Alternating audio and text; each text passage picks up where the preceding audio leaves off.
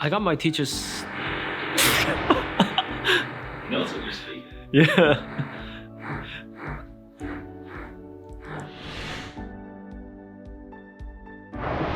Well, my name is Nerio and my Korean name is Byunghyun. I guess I'm a gyopo 1.5, which means a Korean who is born in Korea but grew up in a foreign country.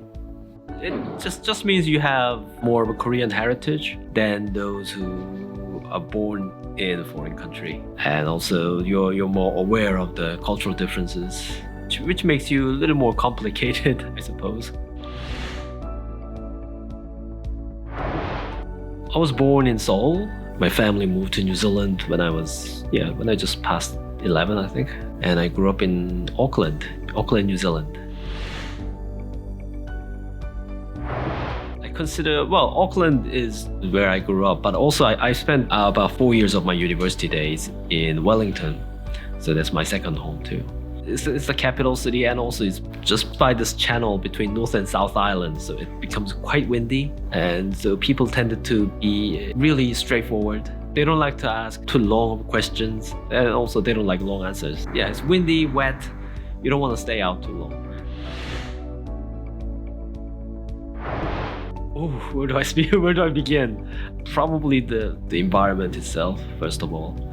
And also the fact that since I have children, you can see the differences, especially in educational system. I think I was lucky to grow up in such environment. When you go up to high school level, you can choose whether you want to continue with the academic way, or you can also choose the vocational path if you like. At age 15, you can actually make that choice.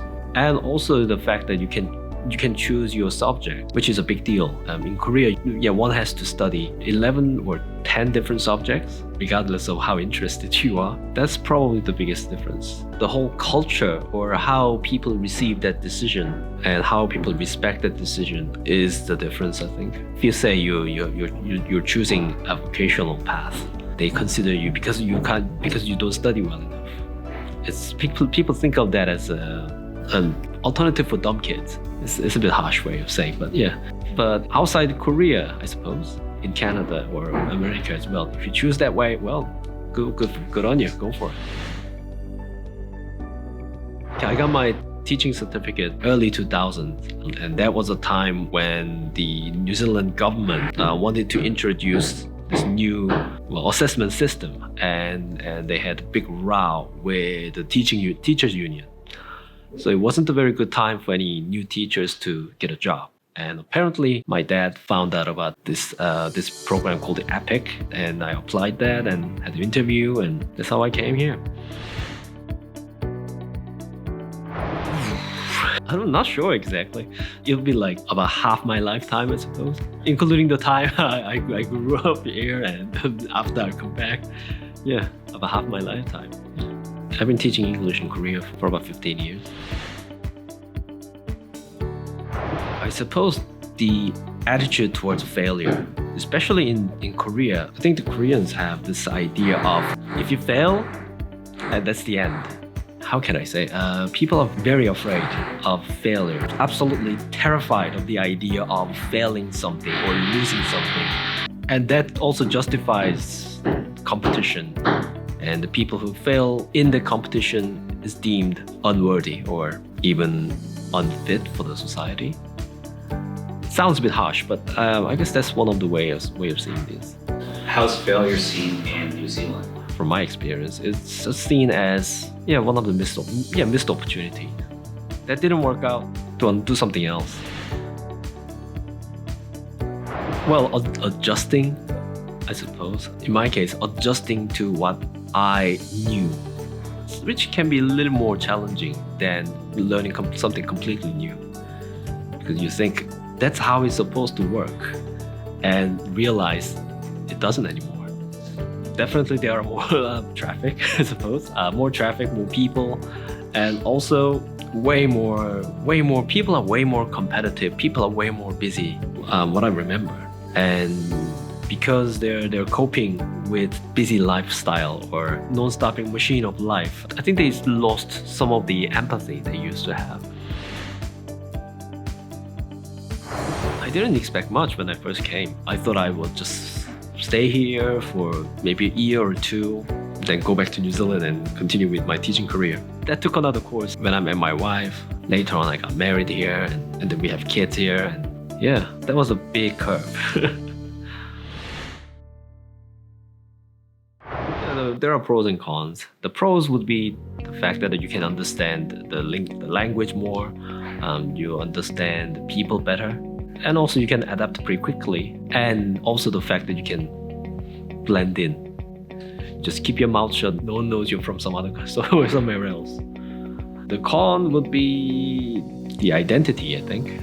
You're not sure whether you should identify yourself as a Korean or as a New Zealander. I normally say I'm too much of a Korean to be Kiwi and too much of a Kiwi to be Korean. There's that identity issue with most of the gyopo 1.5s. That's the thing, because it is such a small country, and people have no idea where it is. For those who know where it is or who have been to New Zealand, they only know the touristy side of New Zealand. So they don't really have any stereotypes or what to expect from someone from New Zealand. My family, I suppose. Yeah, my family. I got married and I have 2 kids. Who'd have thought? The hierarchy of things, that hasn't changed. Although, especially in this field, which is very, very ultra conservative, the world is changing really rapidly, and the society, especially in the education area, they're just barely keeping up with it. It's something that's going to raise an issue later on. And everything's cored around this SAT, the Sunung.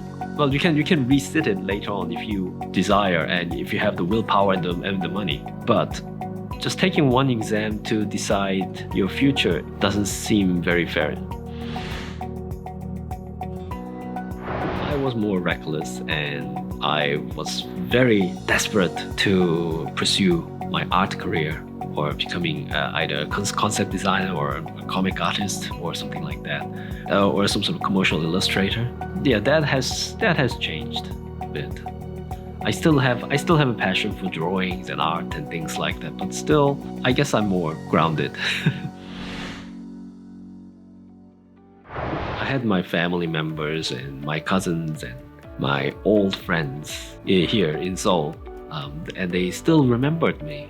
Yeah, and they got in touch with me as well. So that's something nice. The knowledge that you have been missed. There is a bit of a gap between the real New Zealand and what people consider New Zealand is supposed to be. There's a natural environment. There's a beautiful national parks and all that, but New Zealand also ranks #1 in youth suicide and also child poverty as well. So there's a gap. You don't realize that until you take a step back. I had a car accident, I think. The insurance system in Korea is funny. When you're involved in any car accident, the first thing you do is contact your insurance company and then get admitted to a hospital. And then you just basically dead. Whether you are okay or not, you go to the hospital, stay there. That's the first thing you do. There's no real A&E system. In New Zealand, they take care of it with what we call the ACC. It's just a public healthcare system.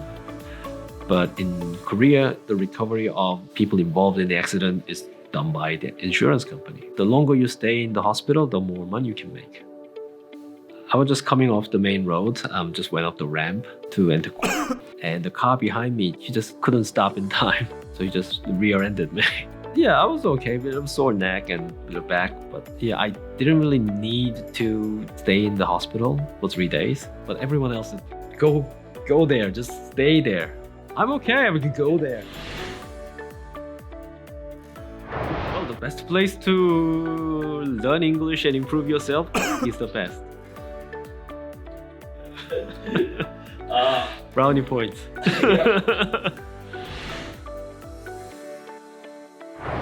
Wi-Fi? Who gets Wi-Fi on in subways or while you're in the train?